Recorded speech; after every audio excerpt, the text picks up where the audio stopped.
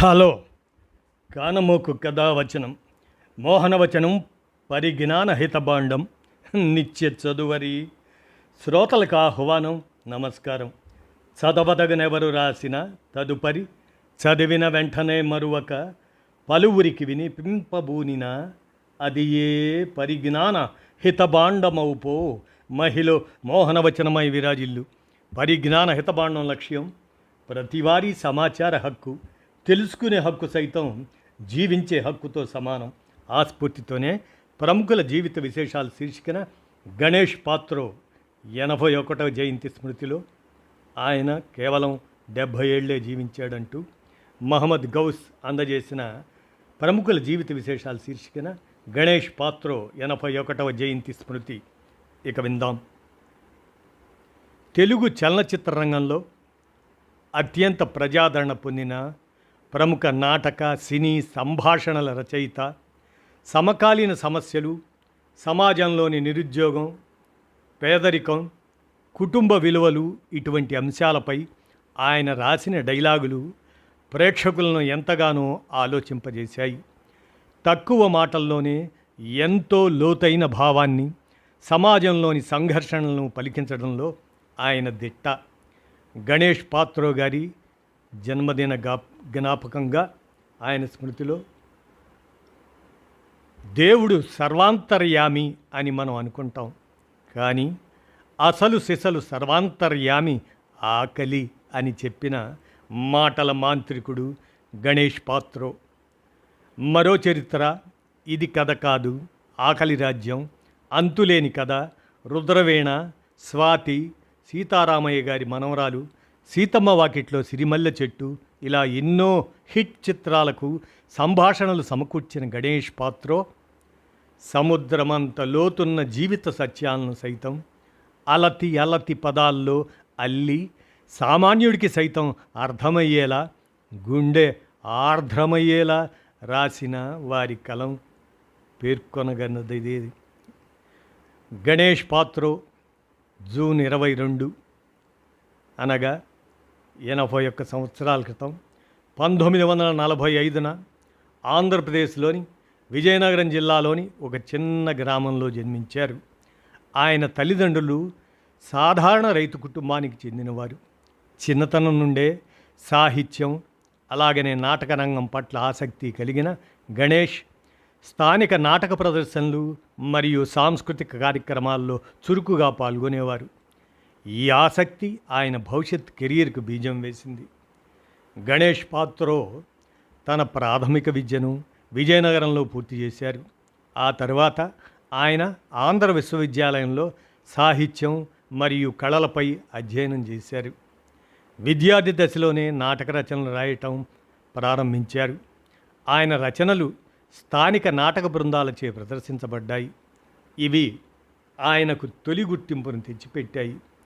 గణేష్ పాత్రో విద్యాభ్యాసమంతా పార్వతీపురంలోనే సాగింది. బిఏ పూర్తయ్యాక విశాఖపట్నంలో పోస్ట్ అండ్ టెలిగ్రాఫ్ సంస్థలో తాత్కాలిక ఉద్యోగిగా కొన్నాళ్ళు పనిచేశారు. చిన్నతనం నుండే ఆయనకి నాటకాలు, రచనలపై మక్కువ ఏర్పడింది. క్రమేపీ నాటక రచనలో ఆయనకి పట్టు దొరికింది. పావల, కొడుకు పుట్టాల, లాభం, అసుర సంధ్య, ఆలోచించాలి, ఇటువంటి అద్భుతమైన నాటకాలను గణేష్ పాత్రో రాశారు. ఆ సమయంలోనే ఆనాటి ప్రముఖ రంగస్థల నటుడు కుప్పిలి వెంకటేశ్వరరావుతో గణేష్ పాత్రోకి పరిచయం కలిగింది. ఇద్దరూ కలిసి నాటకాలు వేసేవారు. అయితే రచన లేదా నటన ఏదో ఒకదాన్నే ఎంచుకుంటే అద్భుతంగా రాణించగలవు, రచయితగా నువ్వు గొప్ప స్థాయికి చేరుకుంటావని నాకు నమ్మకం ఉంది అని కుప్పిలి వెంకటేశ్వరరావు సలహా ఇచ్చారు. దాంతో గణేష్ పాత్రో పూర్తిగా రచనపైనే దృష్టి సారించారు. కుప్పిలి వెంకటేశ్వరరావు గారి కుమార్తెనే పాత్రో పెళ్లి చేసుకున్నారు. ప్రేమించి పెద్దల అంగీకారంతో లక్ష్మీకుమారిని జీవిత భాగస్వామినిగా చేసుకున్నారు. కొడుకు పుట్టాల నాటికతో యావత్ భారతదేశంలో కీర్తి లభించింది గణేష్ పాత్రోకి. ఆ నాటిక అన్ని భారతీయ భాషల్లోకి అనువాదమై ఆకాశవాణి, దూరదర్శన్లో ప్రసారమైంది. 1970 ప్రాంతంలో రచన ప్రారంభించిన గణేష్ పాత్రో 5 ఏళ్ల కాలంలో ప్రథమ శ్రేణి నాటకకర్తగా పేరు తెచ్చుకున్నాడు.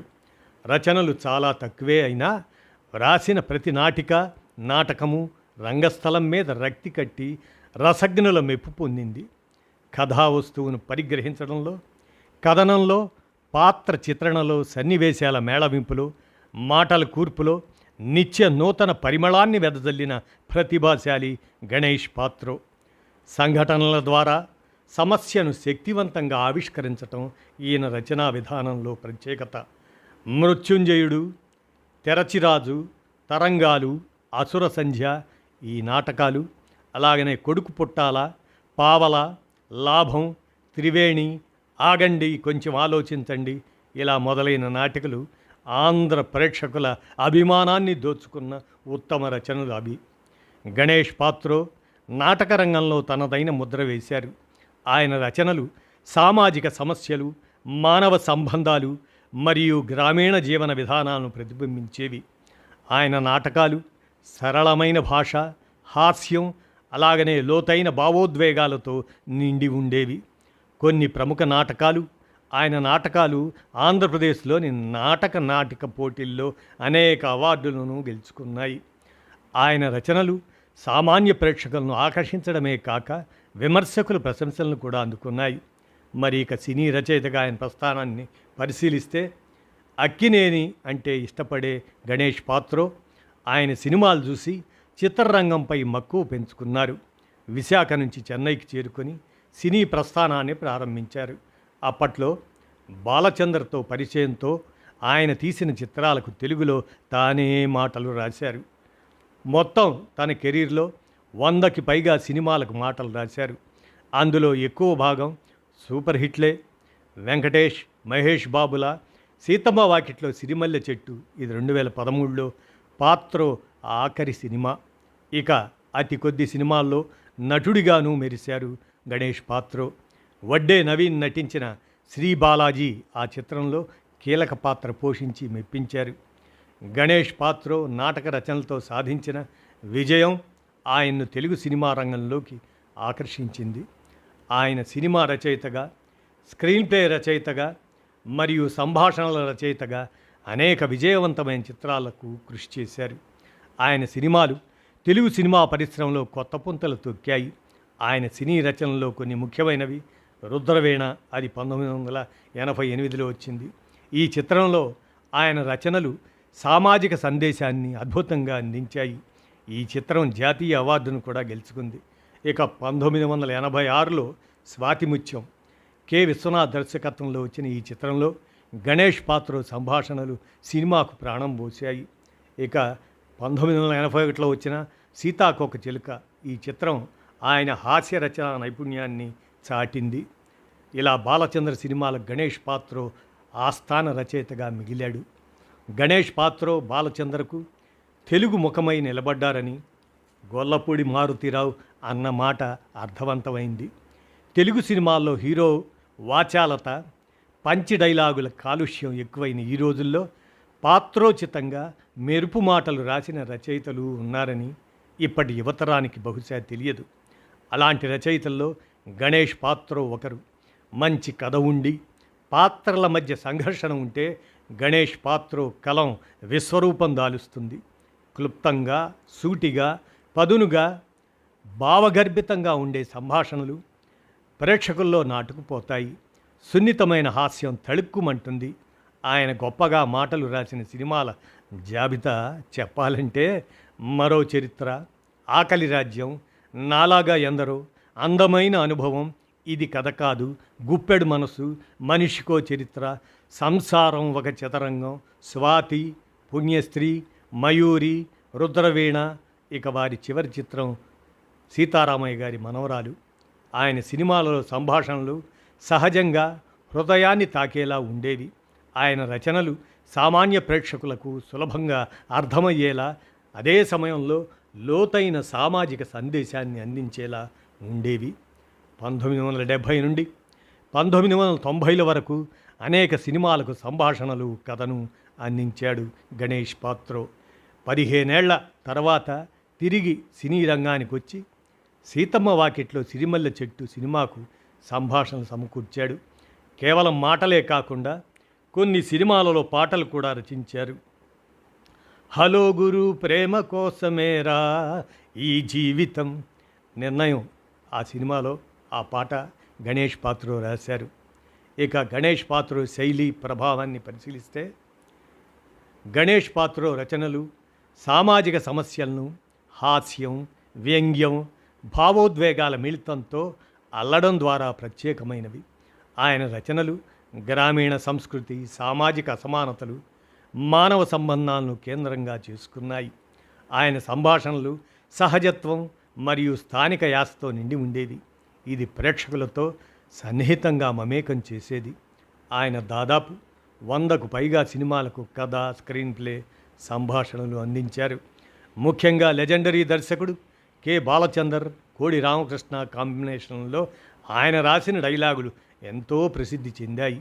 ఆయన కలం నుండి వచ్చిన కొన్ని అద్భుతమైన చిత్రాలు మనం చెప్పుకున్నట్లు మరో చరిత్ర, రుద్రవీణ, ఆకలి రాజ్యం, ఇది కథ కాదు, మయూరి, సీతారామయ్య గారి మనవరాలు, నిర్ణయం ఇవి. ఇక ఆయన రచనలు తెలుగు సినిమా రంగంలో ఒక కొత్త శైలిని ఆవిష్కరించాయి. ఇది తరువాతి రచయితలకు స్ఫూర్తిగా నిలిచింది. ఆయన సినిమాలు కేవలం వినోదాత్మకమైనవే మాత్రమే కాక సామాజిక చైతన్యాన్ని కలిగించేవి. అవార్డులు మరియు గుర్తింపుల గురించి పరిశీలిస్తే గణేష్ పాత్రో తన రచనలకు అనేక రాష్ట్ర మరియు జాతీయ అవార్డులను అందుకున్నారు. ఆయన సినిమాలు జాతీయ స్థాయిలో గుర్తింపు పొందాయి. అలాగనే ఆయన నాటకాలు ఆంధ్రప్రదేశ్లోని నాటక రంగంలో ఒక సంచలనంగా నిలిచాయి. ఆయనకు నంది అవార్డులు, ఫిలింఫేర్ అవార్డులు, అలాగనే ఇతర సాహిత్య పురస్కారాలు లభించాయి. ఇక ఆయన వ్యక్తిగత జీవితం పరిశీలిస్తే గణేష్ పాత్రో సరళమైన జీవన శైలికి పేరుగాంచారు. ఆయన సాహిత్యం మరియు కళల పట్ల తన అభిరుచిని చివరి వరకు కొనసాగించారు. ఆయన తన కుటుంబంతో సన్నిహితంగా ఉండేవారు. అలాగనే యువ రచయితలకు స్ఫూర్తిగా నిలిచారు. గణేష్ పాత్రో జనవరి 5, 2015 సంవత్సరంలో అనారోగ్యంతో మరణించారు. ఆయన మరణం తెలుగు సాహిత్య అలాగనే సినీ రంగంలో ఒక శూన్యతను సృష్టించింది. ఆయన రచనలు ఈ రోజున కూడా సినీ ప్రేక్షకులను, సాహిత్య ప్రియులను ఆకర్షిస్తూనే ఉన్నాయి. ఆయన కేవలం 70 ఏళ్ళు మాత్రమే జీవించాడు ఆయన. ఇక వారి వారసత్వం గణేష్ పాత్రో రచనలు తెలుగు సాహిత్యం అలాగనే సినిమా రంగంలో ఒక సువర్ణ యుగాన్ని సృష్టించాయి. ఆయన నాటకాలు, సినిమాలు ఈ రోజున కూడా యువ రచయితలకు, దర్శకులకు స్ఫూర్తిగా నిలుస్తున్నాయి. ఆయన సామాజిక సమస్యలపై రాసిన రచనలు సమకాలీన సమాజంలో కూడా ఆదరణీయంగా ఉన్నాయి. గణేష్ పాత్రో 81వ జయంతి సందర్భంగా ఆయన సాహిత్య మరియు సినీ కృషిని స్మరించుకోవటం తెలుగు సాహిత్య ప్రియులకు గర్వకారణం. ఆయన రచనలు, సంభాషణలు అలాగనే సామాజిక చైతన్యం తెలుగు సాహిత్యం, సినిమా రంగంలో శాశ్వతంగా నిలిచిపోతాయి.